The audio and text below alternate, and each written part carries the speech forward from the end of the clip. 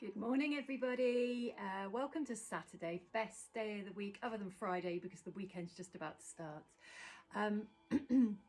Thought I'd share some content today about shame and regrets and guilt, all these emotions that we all have at some point. It's quite hard not to experience them, and sometimes it's quite useful to experience them because we understand another layer about ourselves. The problem is if we get stuck there. So if we have shame and regret and guilt, what we're tending to do is turning judgment on ourselves. We're judging ourselves, we're holding ourselves maybe morally accountable for something, maybe a mistake we have made that maybe has impacted ourselves or others, and something that we know we wouldn't do again because maybe hindsight's a great thing. But if we stay frozen in that, which is a common thing, I've done it, you know, it's somewhere that we can get stuck for ages with chastising ourselves about a mistake we've made. We're then actually blocking our healing, and we're blocking another aspect of ourselves that we're maybe ready to learn about.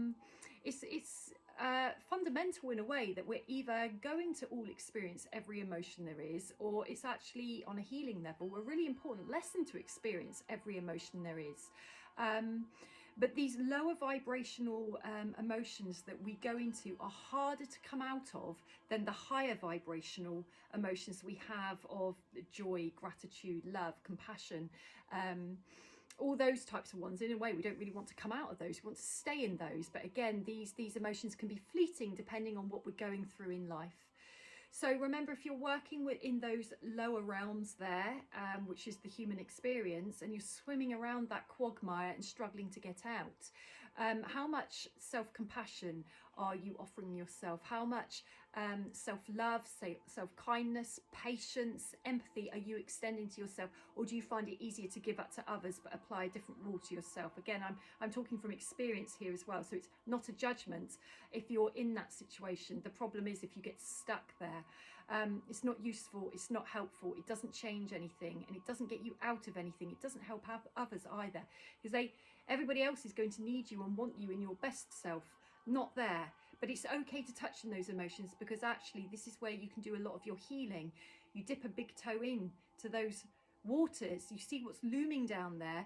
What am I holding on to? What can't I let go of?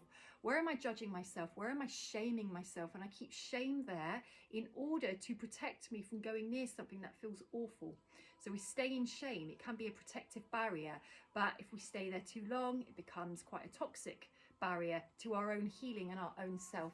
So if you're in those realms of those emotions, self-love, self-care, patience, what is it you can learn from it? What do you get? Where's your silver lining? Where's your pot of gold? If you're going to have to go down there and there's no way out unless you do the work and come back up, what are you going to take with you? Life experience is one, learning is another, hindsight is another, the ability to love yourself deeper is another, the ability to understand your motivations, your behaviours, your agendas better, so that you can make maybe different choices in the future, or you can understand what led you to certain things. Remember, human experience, we're here to have it. It's what we make of it and how we set ourselves free that counts. Have a wonderful weekend.